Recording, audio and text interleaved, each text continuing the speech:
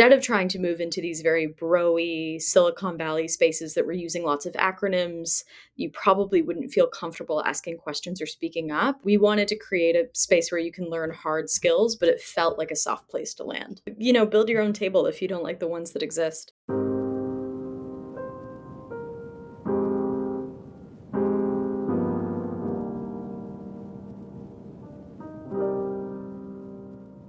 Welcome to Actualize, a podcast focused on the intersection of performance, ambition, and mental health. I'm Rob Pintwala, and I'm joined by my co-host, Kim Foster-Yardley. Rather than fixate on the wins and successes, our mission is to uncover the whole picture of the human being behind the performance. Join us as we interview top performers across business, sport, and the arts. Actualize is presented by First Session. Have you ever considered trying therapy or simply just want to level up in your personal or professional life? I started First Session back in 2019 to help Canadians find the right mental health professional for them. Since then, we've connected thousands of Canadians with the right therapist, and I'm really passionate about helping each individual find the right fit in the therapist for them. We spend hours and hours interviewing therapists across Canada, and each one of them has a professional video for you to take a look at while you decide who might be the right fit for you. Check us out at firstsession.com. Actualize is also presented by the Mental Game Clinic. The Mental Game Clinic was founded by myself, Kim Foster-Yardley. I combined my 20 years of experience as a clinical psychologist with my passion for sports psychology. And I built a team of therapists who specialize in working with high performers, Olympians, and founders. Find us at thementalgame.me.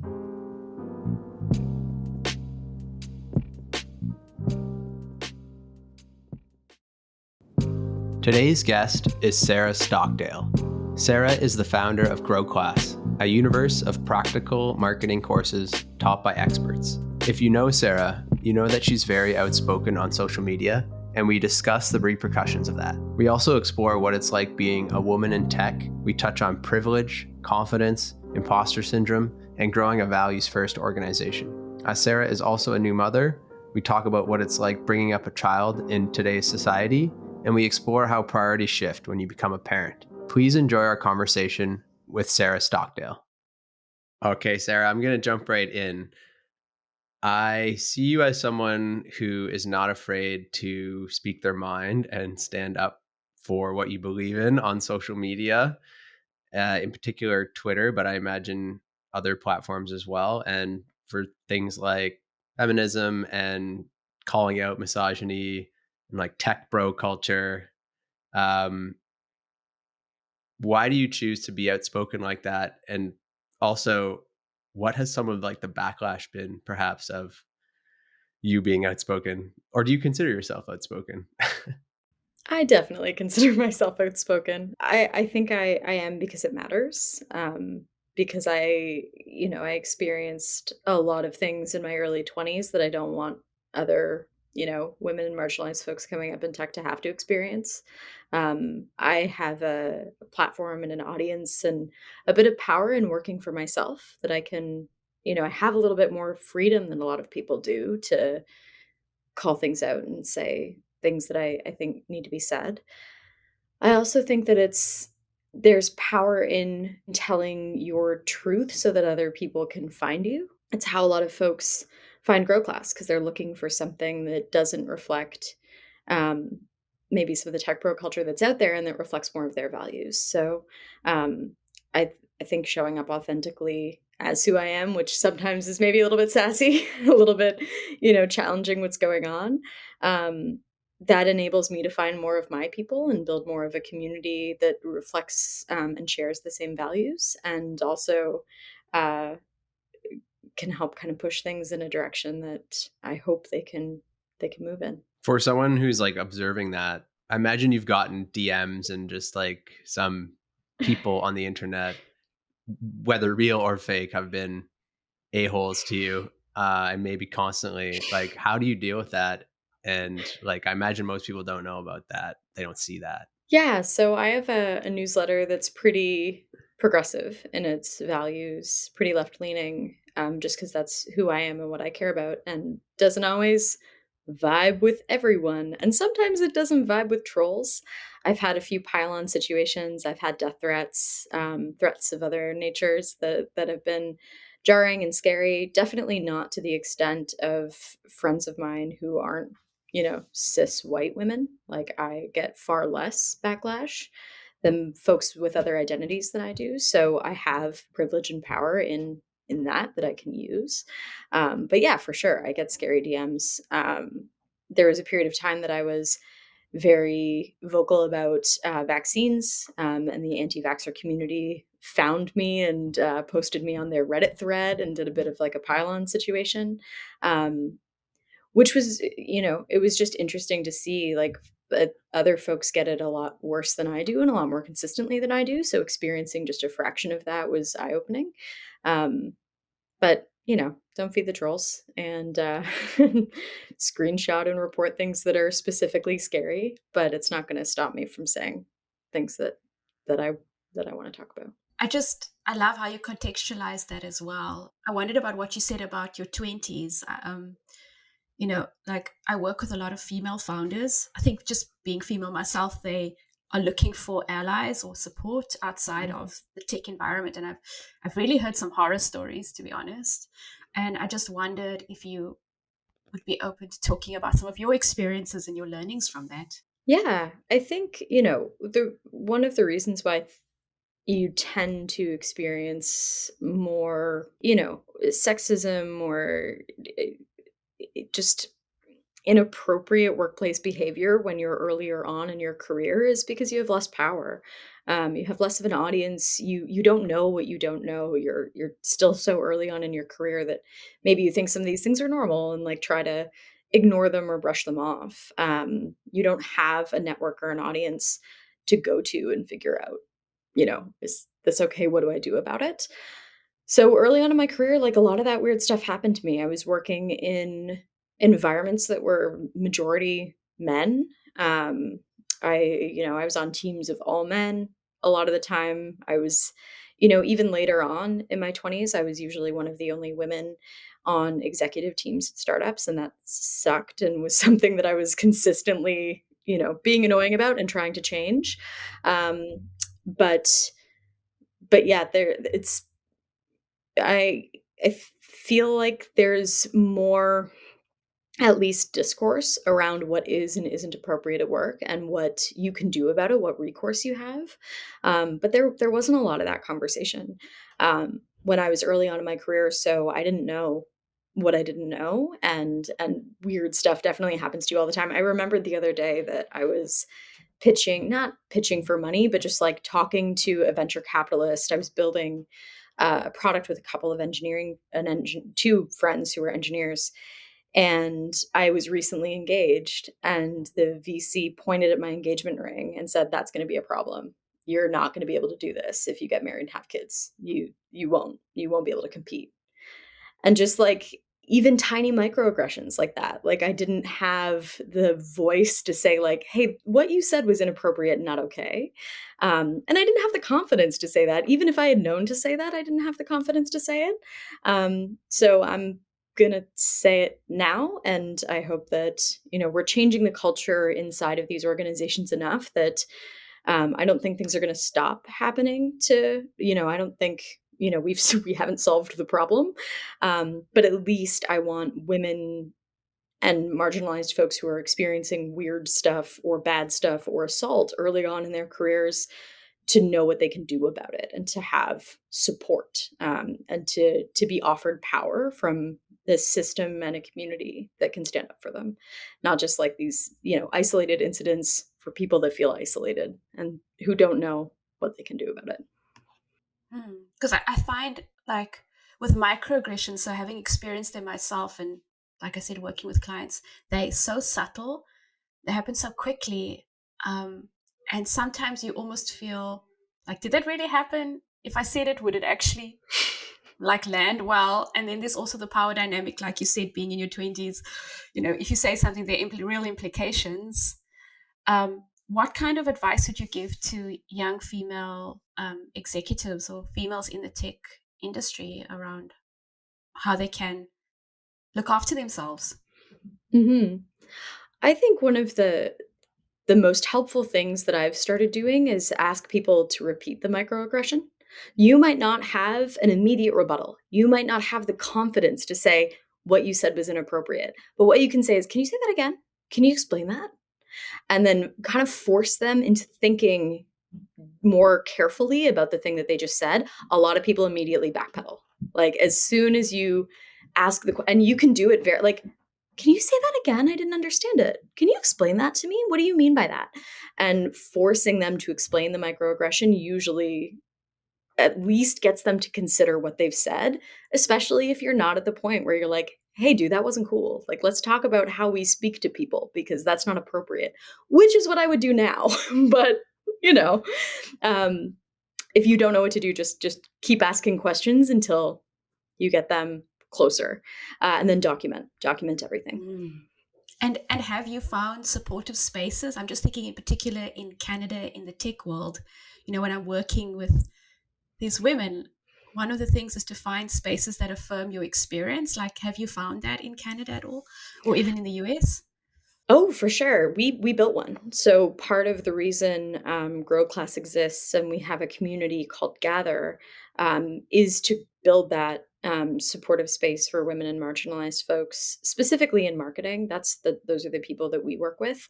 But a lot of the time, the conversations that are had inside of our Slack channel and inside of our accountability and co-working spaces veer way far away from just everyday marketing stuff and I we built that space because early in your career, you can feel so isolated, especially if you're in a male dominated workplace. So, how do you find your people? Um, we built a community for them, and there's a whole bunch of incredible communities for, women who are entrepreneurs, women in different streams and different industries inside of technology. Um, but yeah, we built Grow Class for partly to build that kind of community. Amazing. Yeah, I'd love to good timing to maybe just allow you to explain high level what Growclass is. I'm a customer of Growclass, and I think the community is like super valuable that you've built. So thank you. Um, but I'd also want to know, like the way you're speaking about it now, there's like almost like multiple, uh, impact or places of impact that you see. When you started it, were you envisioning having a safe space for people to talk about, these types of things? Or were you just like, I want to teach people how to do marketing? I think there are a lot of spaces on the internet that you can go to learn marketing. There's kind of two that existed when we built Grow Class. One was very high level college style marketing courses that didn't really teach you anything practical. The other side was very bro-y, Silicon Valley, high price point, all white, mostly white men. I think it's getting better demographically, but at the time we built Grow Class, that's who it was for. Um, and that's who it was built by. And so there wasn't anything that, felt like you could come in and learn harder skills than this like high level college marketing thing that existed already, but do it in a way that felt like an inclusive space that was built specifically for women and marginalized folks to build community and feel like they belonged somewhere instead of trying to move into these very broy Silicon Valley spaces that were using lots of acronyms. You probably wouldn't feel comfortable asking questions or speaking up as someone who's not the primary demographic there. We wanted to create a space where you can learn hard skills, but it felt like a soft place to land. Like it feels like a gentle, kind, inclusive, we're going to cheer for you. We're going to answer your questions no matter how basic or beginner they are because we don't care, because we're here trying to help and add value to your experience. It was just a combination of education and professional network that I didn't have early on in my career that I would have loved to have had. And that's the space that we're consistently working to create for folks. Build your own table if you don't like the ones that exist. Um, and bring as many people in as possible and get as much feedback as possible, so that you can, because I'm a cis white lady, I'm going to get things wrong all the time, so bring in the kinds of people who can make us better and make me better, um, and also just add value to people as much as we possibly can, instead of just trying to sell courses. Like we're not in the business of just getting you to buy something online and being like, yeah, done. Like that's the beginning of our work. We want to onboard you to make you feel part of this community, to help you actually learn hard skills in a way that doesn't make you feel overwhelmed or intimidated or silly or behind, and then help you get paid more. That's the benefit that we want for folks is you come here, you feel like you belong, you learn something tangible that helps, and the network helps you find more money so that you can build, more power. I've heard you mention you mentioned the word power now like 3 or 4 times. And I find it like I love how you're just kind of explicitly saying it, because it's often just gets like avoided, and how important it is, with like the influence in this space and in all spaces. But I'm curious, like, what motivates you now, and also like what inspire like what in where do you draw your inspiration from, and is that changed like over the last like 5? You were in the startup world, some startup and maybe corporate a little bit, but um now you're an entrepreneur. I'm sure you have a lot of the struggles of uncertainty, like a lot of other founders have. But like, are you motivated in somewhat to kind of build this influence to kind of set things straight, or has like give us an idea of the influence and power, kind of where you draw that, um where you draw from that? Yeah, it's a great question. I think I'm motivated. Like every time I get a DM from someone and they say, I'm making $42,000 more than I was 6 months ago, or I quit my job. I didn't feel valued. I didn't feel respected. And I'm starting my own thing and I already have 3 clients. Like those stories are why I care about doing this thing. It's not that we can take credit for for any of that. Those are, those people are doing the work, but if we can play a part in supporting and networking, specifically folks who tend to be underpaid, if we can help them, because money and resources is a part of power, and if we can help them gain a little bit more power and a little bit more freedom in their lives, um, shit, I wanna be part of that all day, like, that's all I wanna do. So, and I think there's a lot of incredible folks who are building businesses that have values that I'm very excited by, like, the founders of Ben& and Jerry's are very, like, anti-capitalist and care very much about their politics and are very public about their politics and have had tons of backlash from it. But they do it because it matters and they do it because they can, make a difference. Um, and so I'm really inspired by companies that are built on a framework of values and care, and that are public about what they care about, because some people use it as like a part of the brand, um, or like a branding exercise, but it's not like, and it doesn't work if it's just a branding exercise. Did you have to like build some of this, I guess what I would consider confidence, like has this grown over time, like, as far as you being outspoken and standing up for what you believe in, or have you been like that from a very young age? No, I wasn't like this. I feel like you experience a bunch of things and you get consistently angrier, and at some point you have to put that somewhere useful, or you just become a crappy person to be around. So it's more like finding a way to be, take action on things and be part of a solution rather than just grumpy about the problem. I'm not like really good at appearing confident, but I'm like a very anxious person. I'm consistently dealing with imposter syndrome, huge anxiety. I have ADHD, which comes with a whole assortment of comorbidities. So I'm really good at faking it, and I'm working on like building the internal infrastructure to support what I'm faking, because faking the confidence helps you get closer to feeling it. I mean, one of the things that I talk a lot to my female coaching clients about is the difference between confidence and competence. I love And that. that, do you know what I mean? Like, just because you don't have the confidence doesn't mean you don't have the competence. So even because sometimes they're like, yeah, but if I fake confidence, am I really competent? I'm like, well, they're two different things. So you Yes, can be I very love that. competent, right? Mhm.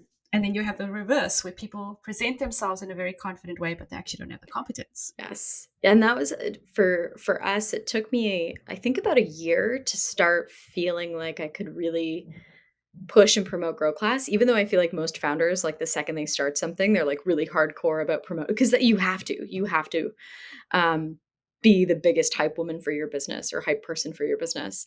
But until we started getting receipts, like until we actually knew for sure, tangibly, quantitatively, that we were doing the thing that we said we were doing, then I felt confident talking about it. But I feel like a lot of folks do the reverse. They have the confidence before they have the receipts. And I've always needed it to be, I've always needed the proof before I can, you know, feel confident about it or I feel I competent. I struggle with this a lot, and I've been thinking about it a lot actually very recently. And I'm the same way with my business, and I've been I have this big question that in my because you mentioned that sort of I don't know if you use the word faking confidence, but you know striving towards confidence can kind of be like a leading a leading indicator of like real confidence catching up perhaps. But speaking of tech bro culture, like I see there's like a huge like kind of fake it till you make it culture out there. And Yeah. like and then I'm also seeing everyone starting to talk more about imposter syndrome, which I think is good to talk about. But I just see those two as like so correlated because I can't really fake it till you make it. Like I want to invest in a good brand and nice design and good copywriting and all those other things, but like it's hard for me to embellish. But I think that when people are like driven to be taught to fake it before you make it, that is the way. Mhm. How are you not feeling like an Mhm. imposter at the same time? Like those two things just they Hmm. seem to go hand in hand. Well, it's interesting, Rob, because sorry, Sarah, I'm jumping in, but confidence, when I teach confidence, because it is a skill, one of the strategies I actually use is to have someone think about what they value and actually ground themselves in their values and know their values. And with that understanding of what they value, there's a level of ease and confidence that they just exude because they know who they are and what they stand for. And Mhm. then they don't have to fake it. I love that. I always feel like the people who are able to, present themselves in a way that isn't authentic to their experience, or maybe just is, completely ego driven and doesn't have receipts behind it. Those are not the people that I find are talking about imposter syndrome. Like, I feel like that's I was having a conversation with a girlfriend the other day, and she was like, "But what if I am not good enough? Like, what if I am not qualified enough for this?" And I was like, the people who aren't probably aren't worried as much as you are about it. They're probably just okay with pretending. You're not okay with pretending, and therefore you are going to do the work. And that to me is a signal that imposter syndrome is signaling that you care, and that you want to be qualified, and that you want to be competent, and that you want to add value and do good things. And I don't really hear that very much from the people who, as you mentioned, Kim, like aren't rooted in their values, aren't that don't have an infrastructure of competence behind them. I usually find they're just different people, the braggers and the doers.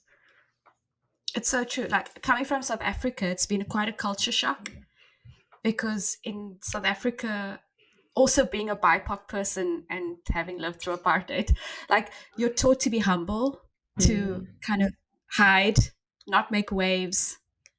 And then I come here and initially I got swept up in believing when people were very like Oh, yeah. talking the talk. And then when I would actually see what they did, it didn't match up. And it was very confusing to me because I don't think we would do that. I don't know if it's just Mhm. because I'm a woman. I can't speak for everyone's experience as a South African. Um, and so this, just having to really start recognizing, finding those spaces where value that are value driven, having to kind of constantly, even when I interview and employ people to work with me, thinking about this is what they're saying, but who are they? And Yes. looking at that for their confidence, and not even their confidence, rather their competence, and how they would show up with the rest of my team, because that's also important. Um, becomes more important than being able to put up this facade.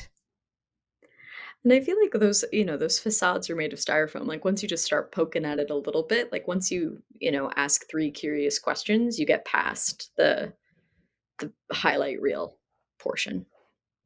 And for sure, I wanted to like changing the subject slightly because I think I'm very unpleasant to be around sometimes because of my anger. And you found such a wonderful way to direct your anger. Like, what is it in the world that you're angry about right now? And what do you think are some of the solutions, or what are you doing about it? Oh my gosh, what am I not angry about? It's a better question because it's a shorter list.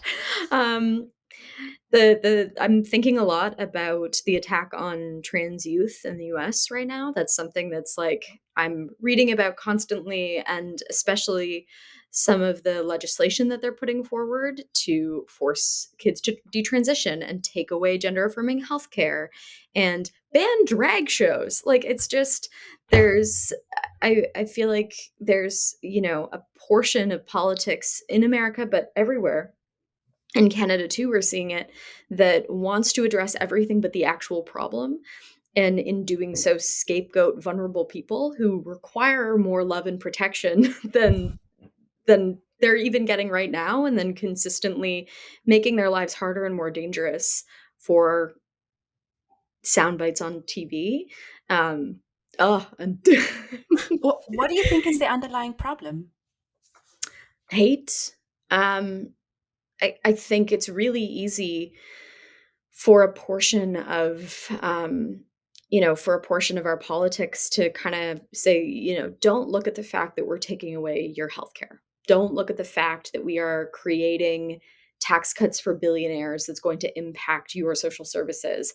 Look over here at this other thing that we're going to make you scared of that you should never you that doesn't concern you and you should be in support of. I think it's a, mechanism of hate and distraction from what are the true issues that actually these folks should care about. And it's a way to distract them from kind of the other horrible things that are going on. But in the process, you're just absolutely, creating a situation where vulnerable people have to live in a much more dangerous world for them, and that's not okay. Like we need to be standing up for vulnerable folks and uh, stopping these middle-aged white politicians from hurting them. Like you can't find a more vulnerable population of people than trans kids. Like we should be Mm. defending them in every way possible. I just find it interesting that we're also not allowed to have different opinions anymore. Like it seems people are very threatened when your opinion isn't the same as theirs, or they somehow then have to see you as a threat and have to attack. And Mhm. I've just found that very interesting. I mean, don't know if I'm going off topic, but I think that can also happen in the workplace. And I'm thinking of toxic masculinity and some of the things that get put on the female face in the workplace around. Suddenly they're the VP of people. They're the person that has to be the community builder. But what if that's not how they identify? What if that's not what they want to do? What if they're an engineer and they want to, be building product? Like, you know, I think when you're the other, you can end up being just the mirror for everyone's projections around those Mhm. things. You're nodding your head. It sounds like you have had that experience. Oh yeah, I tell young women in tech, like, don't take notes, don't organize the social, like, that you're going to be asked to do a lot of unpaid labor because of your age and your gender. That's not in your job description. You don't have to do that. And if you start doing it, it's going to become expected of you as though it's part of your job description. I planned so many parties, so many events, so many like that were completely outside of my job description um, for years because no one else did, and I was the, youngest woman at the office, and therefore it became my job. But it doesn't have to be, and you can, why did you ask me to take notes? Like, just curious questions. Curious questions help call out some of that bias. Sarah, I'm wondering what leaders in either like in your more, I guess, immediate proximity or out in the larger world that you believe are holding true to their values and actually are inspirational to you. Like, do you what are some of your, who do you look up to? Oh, the first people that popped into my brain when you said that are Jonathan and Melissa Nightingale. They're the founders of a company called Raw Signal Group. Their tagline is "They build better bosses." They are um, management training. They do management training with a lot of tech companies. They are, a B Corp. They are so incredibly dedicated to their values. They live them every day. They don't work with companies that don't align with their values. And like to the point that they could have, they say no to money in order to align their company with their values. And that's um, rare in capitalism. And also just they're building a business that's going to help so many young folks who are being led by people who have no idea how to lead, who have never been taught how to manage people, who are probably doing a lot of damage to the folks that they're in charge of leading without knowing it because it's not their fault. Nobody ever taught them these skills. So I'm constantly in awe of them. I call them friend-tors or friend mentors. Um, I'm in awe of how they're building business. I'm in awe of, what they're doing for specifically tech, but a whole bunch of other industries. So that was like my knee jerk reaction was Melissa and Jonathan Nightingale. I love them. Hmm. They're on the list, Hmm. Kim, for I was I gonna want to say talk to them. I want to meet these people. I want They're to in talk to You Toronto. you. do, you do, My you really do. Mm, my Yeah. really partner's do. my partner's company went through training with them during the pandemic, and it was amazing. And we worked from the same room, so I got to indulge in a lot of that content myself. Yeah, they're incredible. Amazing. I'm happy for Very, you. yeah, very cool. What do you think? Is there anyone in politics that you believe is heading in the right direction at least, or do you think the whole thing is broken and needs to be redesigned? Oh, there's so many people who are doing good work and who are trying, but they're working in a broken system. Um, uh, and it's hard, but as you can tell, I'm a Bernie Sanders and Andrea Ocasio Cortez. Like those are my people. Those are the folks that I'm vibing with, obviously. But there are a lot of activists who are also doing a lot of lobbying work to keep politicians honest in Canada and in the U.S. So I think there's the system is set up to assist with bad behavior, but there's a lot of people who are trying to make it better. I mean, Sarah, what I'm loving what I'm hearing from you, and actually what I need, so thank you very much, is that even though you're angry, you're also hopeful. So hopeful. Because I get to talk to people like you folks, and because I get to hang out with the folks inside of Growclass and talk to people who are activists and see people who are trying and I think there's hopelessness has a lot to do with isolation. And the more you're in community with people who share your values, the harder it is to be angry and hopeless all the time. I really like that. Thank you.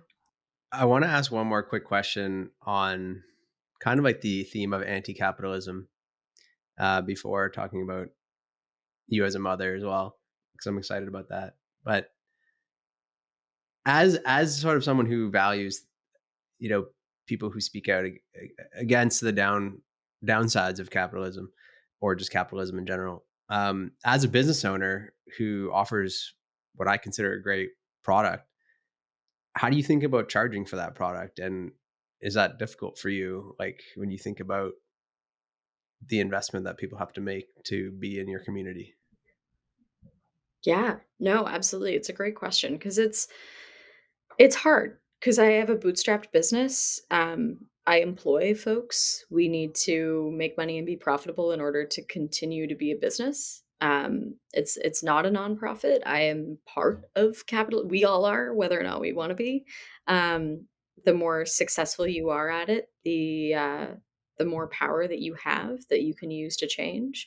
Power and capital are resources that you can use to help. Um, we have a scholarship program. We give away $100,000 worth of courses every year. We specifically work with organizations that can help us find the kinds of folks that wouldn't necessarily be able to access Growclass, but that we want to have as part of our community. So we want to make sure that we can make that accessible for them. We have a value inside of our core team called financial flexibility. So we had someone reach out to us the other day. We're actually going to make this a little bit more public because we were talking about, we're like, we do this quietly, but we never say anything. So people don't know that they can ask for this. But we had someone reach out and say, "Hey, I've got a professional development budget. It ends in April. Can I use the rest of it? And then can you like let me wait and charge me again when it refreshes so that I don't have to pay out of pocket?" We were like, "Absolutely." Like, you want to pay over 2 years instead of 1 year. You want to, pay in 5 installments. You need a discount because you've recently lost your job. Like, we're not um we have a premium price point because we offer a premium product that we know works. But at the same time, we want to make that product available to people who couldn't access it in the regular ways. And so we work a lot with scholarships and financial flexibility as a value on our team to try to bring in as many people from different backgrounds and identities um, and folks who can afford different price points as we can. That was an amazing answer. I took inspo from that Oh. answer. Thanks, Rob. How have your priorities changed since becoming a mother, and how long ago did you become a mother? Yeah, so I had my son Wesley. We in He was born April 13th of 2022, so he's 11 months old. He's almost a year. Um, I feel like if your priorities don't change when you have a baby, then there's something weird going on. Because I I don't know how to say this without swearing. My fuck budget is lower. Like I don't care about things that don't matter. I don't spend time on them. I don't worry if people that, I don't need to interact with on a daily basis like me. Um, because the thing that matters the most is that little baby. And mortality becomes very obvious when you have a baby. You're like, whoa, I'm going to die for sure. Like as soon as you have a child, you're like, yep, this is ending at a certain point. And that focuses everything very clearly. You're like, mortality very much focuses your time and energy on things that matter, people that matter, and solving problems and leaving a legacy that matters. And the rest of it just kind of falls away because your fuck budget gets so thin that you just don't have any left to give to the things that don't matter as much. And that's so cool. It's so awesome. And I think also, and this I don't know if this is an experience everyone has, but I think so. When you have a kid, your like heart grows like 100x the size it was before. Um, And I just, yeah, I feel like my capacity to care and my capacity to love has just grown. And it's so cool. Sarah, that's beautiful. Thank you. Wow. So Uh, beautiful. Because you already come across as someone with such a big heart. So I oh, was just thank trying to you. imagine, like, wow, your heart's grown even more. That's incredible. It's scary. It's super scary. And thank you. That's very kind. Do you ever have people, women in particular, who talk to you about like the fear of bringing a child into this world? And is that All the anything you time. ever considered? Like, did you have to get over that barrier? Oh, for sure I did. Especially with like climate change, and there's a whole bunch of reasons why adding bodies to this like really crappy house party we're all in right now is like maybe not a great idea. Um, but there's something super hopeful and like punk rock about having a kid in 2022 or 2023 because it's like a a very hardcore commitment to making things better. Like when you have a child, you're like, "Oh, it is my responsibility to clean up this house party that I brought you into that's like going very much in the wrong direction." Um, so I completely understand and validate that some folks are like, "Shouldn't invite anyone else to this party. This party sucks." Um, so I think you either don't invite them or like work your ass off to make it a better space for the tiny people that we're bringing into the world. So both very valid decisions. I just don't think you can bring kids into the world and not be part of trying to change it. Like I think that is where you get some side eye from me because if you're bringing a kid into a world that's going to have trouble feeding it or providing it fresh clean water and you don't care about solving those problems uh then you're just inviting people to a bad spot. What are some I just wonder sacrifices? about, Yeah, Kim, go go ahead. first, We'll Ralph. edit that. We did it. I was just wondering about, I mean, you're in the fortunate position of like being the founder of your own company as a mother. Mhm. And I often see that double standard that happens where a lot more is expected of the mother in terms of sacrifice as opposed to the father, um, or to show up in the workplace, the kinds of Mhm. things they can get away with essentially. And I just wondered, do you see that, and what have you built in your company to allow mothers to be able to not have to make those choices of my child versus my job? Yeah, I feel like I found a life hack that I want everyone to try. And if you don't have a partner open to this life hack, red flag. I split maternity leave with my husband. So I took the first 5.5 months off, and he took the second 5 months off. And that I found in terms of equalizing who is the primary caregiver, who understands the needs of the child, who is consistently responding to the needs of the child. Like, usually that's mom stuff. Like, regardless of how incredible your partner is, whatever gender they are, the person who's going off to work 8 hours a day and coming home knows that kid less, knows how to stop them from crying, knows how to put them to sleep, knows what food they like. They just have less information because they're gone all day. Um, and so if you can equalize that information, um, you change the dynamic of the household quite significantly. So I have an incredibly supportive partner. He's amazing. I was super resentful in those first 5 months because he didn't have all the information I did, and therefore I did a lot more work. Even though I was doing all the work all day, I was also doing a lot more of the work at night just because I had a lot more information and skills that he hadn't acquired yet. And so switching those roles and having him be the primary caregiver for 5 months gave him that information, and gave him that perspective and allowed us to co-parent instead of having a primary parent and having, a parent that just doesn't really know what's going on as much.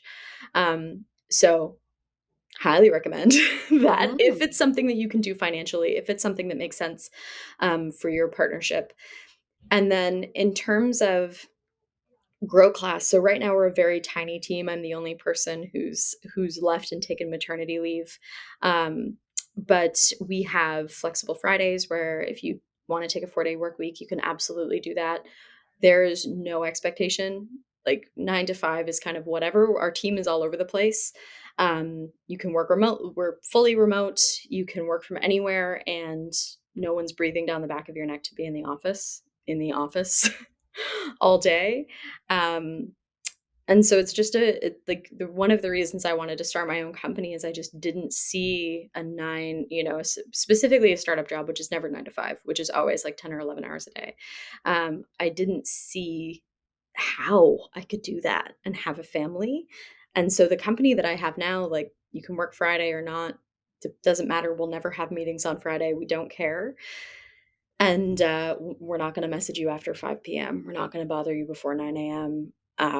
And if you need to do whatever. Like I was pretty much off all day Tuesday because my kid got gastro flu, and I was like, oh, daycare. That's what daycare is. Great.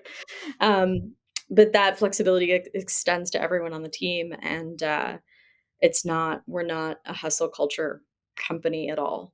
We're a, you know, do your work, do a great job of it. I don't really care what else happens. You're making things that are so hard sound so easy right now. They it's easy. It becomes easier when you have good people who you trust, and it's easier when you're small. Like right now, this stuff is easy because there's a small group of folks who trust each other as our team.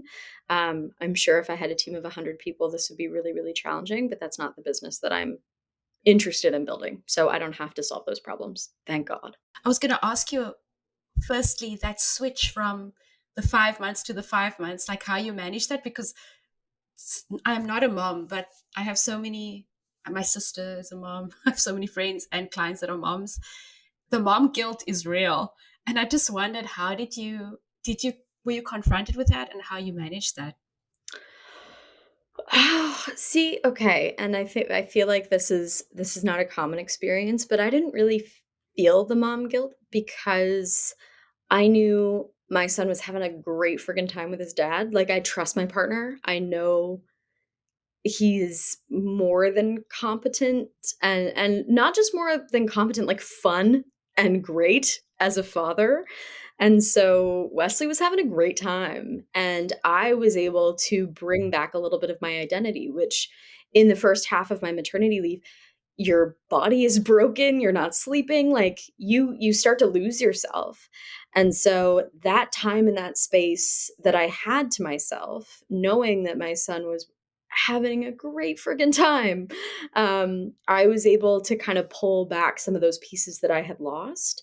Um, and don't I it's not that I don't feel the mom guilt. I completely understand it, and I do go there sometimes, but um I try to come at it from the perspective of this little kid who's just having so much, like even a daycare, like sending kids off to daycare, there's a lot of guilt around that. He's having so much fun. Like, he's having a great time. He's learning social skills. He's playing with paint. Like, the kid's having a great time. They're coming up with activities that I never would have. So, I'm more try to stay in the, like, I'm just grateful that I have this support system. I'm grateful that I have this time that I can spend on my business, and I'm grateful that I was able to bring my identity back, which is something a lot of moms struggle with. I love that. I love that. I feel the same way in daycare. There's so much more fun happening at daycare for our little guy. Yeah, um, hanging out with just me all day is just not as cool. one last question. I know we're almost at time here. What are you optimistic about in the next year, either in your own life or things that are happening in the world, or both? Oh, every day I meet people who are building things that are going to help, like what you're doing at first session. Like a lot of the folks in Grow Class are just building things that I think are going to have a positive impact on the world. Meeting young people who care so much about progressive politics and who have so much more information than I did when I was their age and like are so much more active. And then for me, I'm like, I get to watch this little, like, bean grow up, and he's so much fun. In the next year, he's gonna start talking and walking and having more of a personality and, um, being a little independent, tiny human in the world, and that's so cool. I'm so excited to watch him grow and to watch Growclass grow and to try to do do my best at both things, and we'll see how it goes. I'm gonna try really hard. Thank you so much, Sarah. This has been very inspirational. Where can people who want to continue to get inspired by you find you? Oh, that's a very nice question, and uncomfortable to answer. But you can find Growclass at growclass.co. We are on all socials as Growclass. I also write a sassy feminist newsletter that has nothing to do with marketing. I apologize. That is called We Need to Talk About This at wntta.co. And yeah, I'm Sarah Stockdale on all social things. Amazing, Sarah. Well, thank you so much, and we will call it there. Thank you so much for having me.